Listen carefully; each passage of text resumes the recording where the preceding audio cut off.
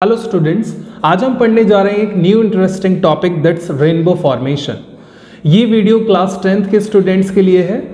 अगर आपको भी जानना है कि किस तरीके से आसमान में हमको वो 7 रंग दिखाई देते हैं एक बो पैटर्न में, तो आप इस वीडियो में रुककर जान सकते हैं इसका रीज़न कि किस तरीके से आसमान में हमको वो रेनबो दिखाई देता है एक बारिश के बाद। तो बच्चों, सबसे पहले हम जानते हैं कि ये रेनबो जब बनता है तो इसकी क्या कंडीशंस है। नंबर 1 कंडीशन, जब भी कभी भी रेनबो बनेगा स्काई में तो बच्चों वहां पर हमेशा ऑब्जर्वर के पीछे सन होना चाहिए। अगर आपका ऑब्जर्वर इधर है और मान लीजिए उसको रेनबो इधर साइड दिख रहा है, विजिबल हो रहा है इधर, तो यहाँ जरूर बैक एंड में ऑब्जर्वर के होना चाहिए सन।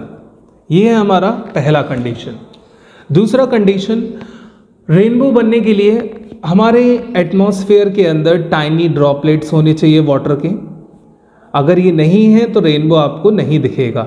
और ये टाइनी ड्रॉपलेट्स तभी आती हैं एटमॉस्फेयर में जब बारिश हो रही हो या बारिश होने के बाद ख़त्म हो गई हो, जब हमारा एटमॉस्फेयर थोड़ा सा ह्यूमिड हो जाए। अब चलिए जानते हैं कि किस तरीके से ये 7 रंग हमको विजिबल होते हैं। अब बच्चों आप देख सकते हैं यहाँ पर मैंने एक रेन ड्रॉप को जूम इन किया हुआ है। हम उसके अंदर जाकर देख रहे हैं किस तरीके से रेनबो हमें दिखाई देता है। यहाँ सन है, सन से सबसे पहले वाइट लाइट आती है और ये वाइट लाइट सीधा हमारी रेन ड्रॉप के अंदर जाती है। और जब बच्चों ये वाइट लाइट रेन ड्रॉप के अंदर जाती है तो क्या करिश्मा करती है, वही हमें जानना है।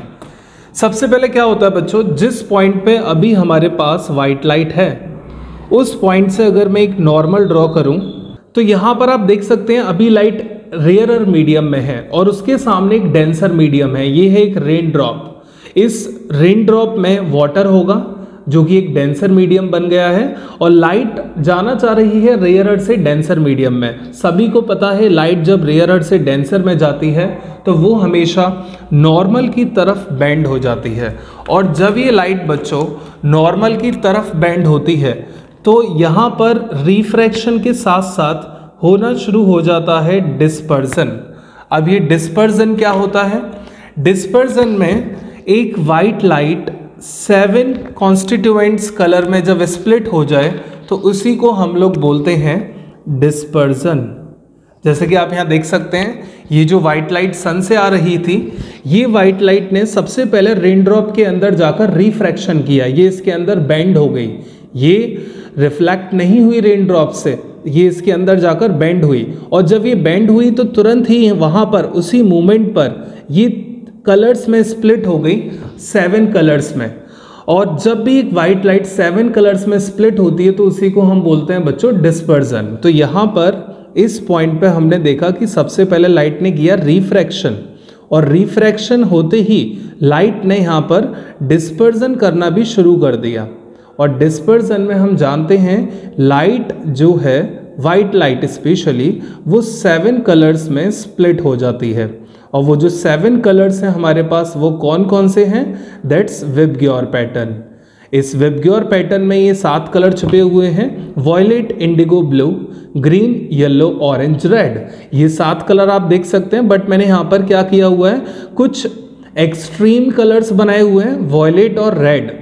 रेड ऊपर दिखाया हुआ है मैंने, आप देख सकते हैं, वॉयलेट है इधर, और मीन कलर एक मैंने दिखाया हुआ है that's yellow according to wavelength wise. बाकी कलर्स यहाँ पर भी होंगे।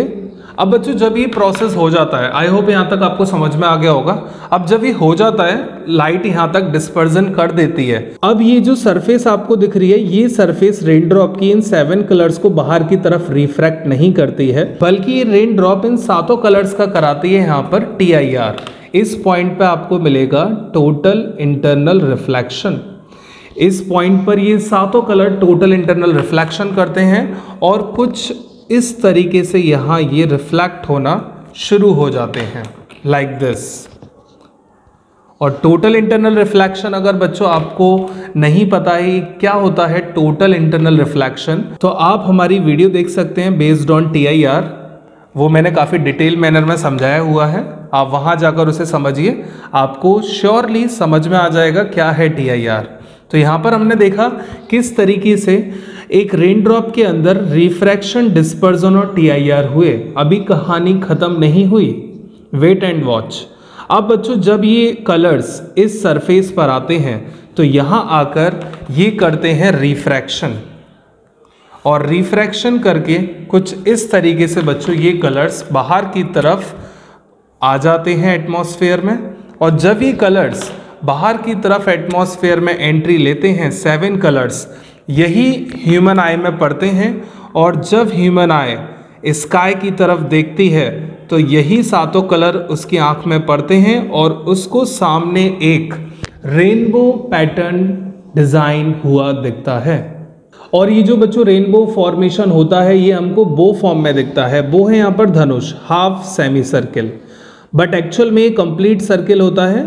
अगर आप इसको बच्चों एरोप्लेन से देखें तो ये आपको कंप्लीट सर्कुलर दिखेगा, वो हमें कर्वेचर की वजह से एक बो शेप में दिखता है, हाफ फॉर्म में। तो यहाँ पर बच्चों आपको ये रीज़न है वो क्लियर हो गया होगा किस तरीके से एक रेनबो बन रहा है। यहाँ पर भी हम पॉइंट लिख देते हैं, इस पॉइंट पे क्या हुआ है, रिफ्रैक्शन। तो बॉटम लाइंस में रिकॉल कर रहा हूँ, केयरफुली सुन लीजिएगा। सबसे पहला कंडीशन मैंने जैसा कि आपको बताया था, रेनबो बनने के लिए ऑब्जर्वर के पीछे सन होना चाहिए, हमारे एटमॉस्फेयर में कुछ ह्यूमिडिटी यानी टाइनी वाटर ड्रॉपलेट्स होना चाहिए। जब भी कभी भी बच्चों सन से व्हाइट लाइट एक रेन ड्रॉप के अंदर एंटर करता है तो वो रिफ्रैक्शन के साथ साथ डिस्पर्जन भी करता है, वही व्हाइट लाइट 7 कलर में स्प्लिट हो जाता है। और ये जो 7 कलर्स हैं ये इस सरफेस के थ्रू TIR करते हैं, रिफ्लेक्ट बैक करते हैं उसी ड्रॉप के अंदर, टोटली इंटरनल रिफ्लेक्शन करते हैं, बाहर ना जाने की वजह अंदर ही डेंसर मीडियम में ही रिफ्लेक्ट करते हैं। और जब ये TIR करने के बाद दूसरी सरफेस पे आकर गिरते हैं तो वो सरफेस इनको वापस से रिफ्रैक्ट कराकर बाहर फेंक देती है। और जब ये 7 कलर ह्यूमन की आंखों में पड़ते हैं तो उसको सामने एक रेनबो दिखाई देता है 7 कलर्स का। तो बच्चों आज के लिए हम इतना ही रखते हैं, अब हम आपसे मिलते हैं अपने नेक्स्ट वीडियो लेक्चर में।